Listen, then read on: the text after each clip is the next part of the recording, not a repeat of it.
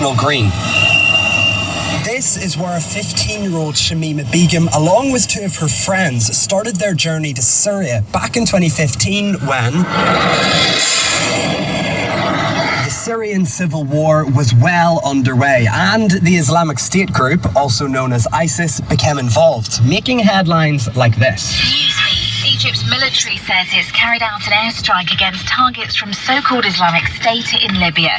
It comes a day after the militants released a video which appears to show the beheadings of at least 10 Christians. And that was the group Shamima Begum had left the UK to join.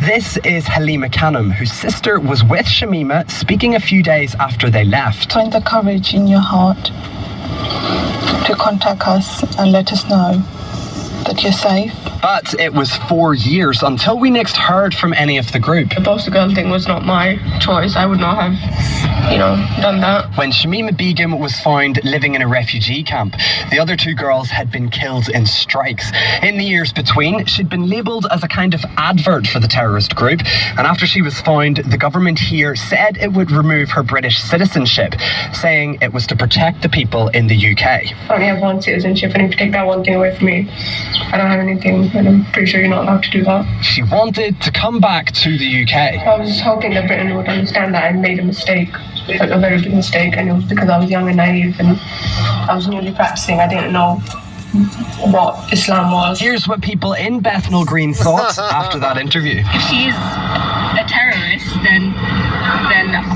I wouldn't want her here. She should be allowed to come back. I think we all make choices. We all can sometimes make bad choices as well in life. I think she should be allowed to come back. But the UK government still said no. Shamima Begum started a legal challenge against its decision, which went to the highest court in the UK, but her citizenship was removed. Speaking last year, this is what she had to say. I will regret it for the rest of my life. Because ISIS ruined people's lives. ISIS ruined my life, my family's life, and I will have to live with that. Well, that's Shamima's journey so far. But things could be about to change because she's now been speaking again to Josh Baker for an upcoming podcast that he's been working on about her and how she got to Syria. So we obtained a dossier about a man called Mohammed Rashid. Now, this was the guy that transported Shamima and her friends through Turkey to IS-controlled Syria. It revealed that this man was part of a substantial IS smuggling network that was moving not only Shamima but other Britons too, and people from across the world to IS long before she arrived in Turkey. But it also showed that Rashid was documenting evidence of the people he helped. So he was photographing passports, for example. And the reason he said he was gathering all this information was to feed it to the Canadian intelligence. And we have been able to speak to a senior intelligence officer, and they have confirmed to us that this person was indeed feeding information to Canadian intelligence. Now, the Canadian intelligence services themselves have declined to comment and say that they do not comment on operational matters. Now, you've been talking to Shamima Begum yourself, haven't you? Shamima has told me that He organised the entire trip from Turkey to Syria.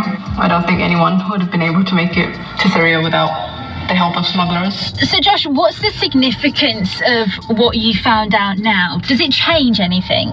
So for the first time, we now know that Shamima Begum was moved to Syria through a substantial people smuggling network that ISIS had been running long before she arrived in Turkey.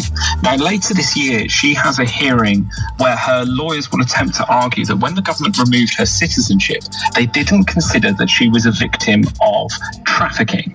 Now, I've spoken to one of the lawyers of the families, and he has said to me this new information could have a bearing on how the government determined whether she was a victim of trafficking or not. All right, thanks, Josh. And his podcast series, I'm Not a Monster, will be out on BBC Sounds in the next few weeks. Okay, this... Thanks, Josh, you fucking cucky cunt. What a joke, like.